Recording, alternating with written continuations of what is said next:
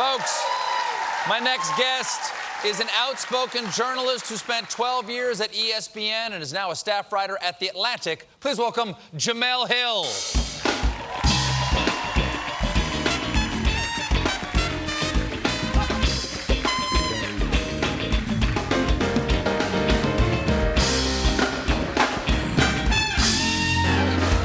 Thanks for being here. Thank you for having me. Well, you famously tweeted about Donald Trump. And if I can just get straight into this, you said, this was after Charlottesville, right? You said, Donald Trump is a white supremacist who has largely surrounded himself with other white supremacists. Yep. Show me the lie. Right, right. Okay. I think a tweet that is held up like a fine wine. And but here's the thing: is the president tweeted back at you and said, "With Jemele Hill at the mic, it's no wonder ESPN ratings have tanked. In fact, tanked so badly, it's the talk of the industry." What is your reaction when you see that the president of the United States is tweeting at you? Well, number one, I was super impressed he spelled my name right. All right, one L. One L, three E's. That trips a lot of people up because grammar isn't exactly his thing. So, No. But as a journalist, you sort of live for that moment because most of us, we live for the day when City Hall comes after us. And so I was amused and I took it as a really big compliment. And you know what they say, hit dogs holler. I've heard that. Yeah. I've heard that. I've heard that. I don't understand it, but I've heard it. Well, sports and politics have been intertwined for a long time. With Trump interjecting himself into sports a lot, how do you think they're more connected now than ever, or is this just par for the course? No, they've always been connected. I mean, there's a huge bastion of people who believe that sports and politics should mix. It's like they look at it like food on the plate. Like some people don't like the veggies and the mashed potatoes touching.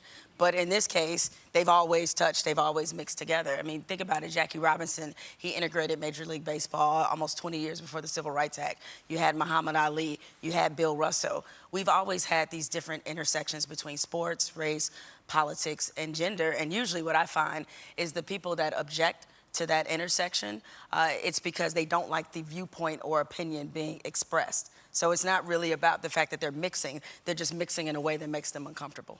Right, because as long as you, if a member of a team said something positive about the president, he wouldn't object at all in any way. Exactly. I mean, I hearken back to one of my old colleagues, Tim Tebow. He did a pro-life ad during the Super Bowl, and I gave him a lot of credit for that because that's one of the most divisive issues in the country, and he put his name behind something that he believed. I didn't hear a lot of backlash for that opinion.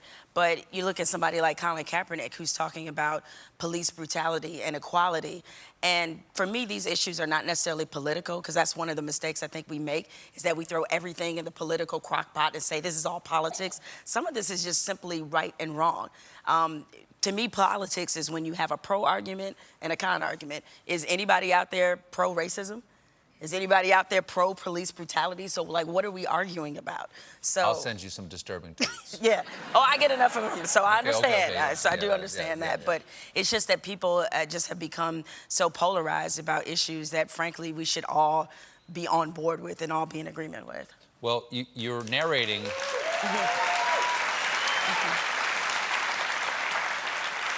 Now, you're narrating a 3-part documentary series called Shut Up And Dribble, executive produced by LeBron James. I should know this, but who said Shut Up and Dribble? Some woman on Fox. Oh, I'm serious. Like, I can't remember who originally. I think it was Laura Ingraham. Okay, so who'd she say that about? She said that about LeBron James because he was being critical of the president. Him and Kevin Durant, they were both in an Uber commercial. And LeBron, who has made it no secret how he feels about the president. I think we all remember the tweet, one of the most retweeted tweets of this year when he called the president a bum. That's when you know you really hate somebody. Like, no 140 characters, you got 4. You bum. And not even Y-O-U. You bum. Okay?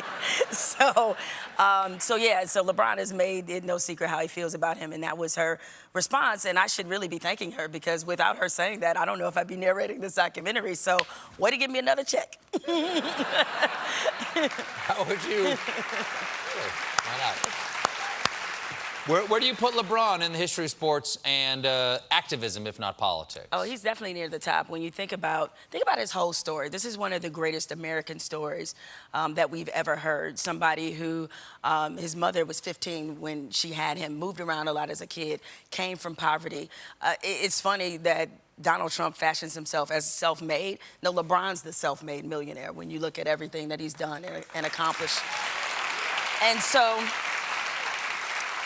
with him being willing to use his voice and his platform to get out his message and to tell the type of stories he feels like speak to the multidimensional layers of athletes, he's really set a tone. I mean, I always think that in every generation, whoever is the athlete of that generation, that's the one that other athletes follow.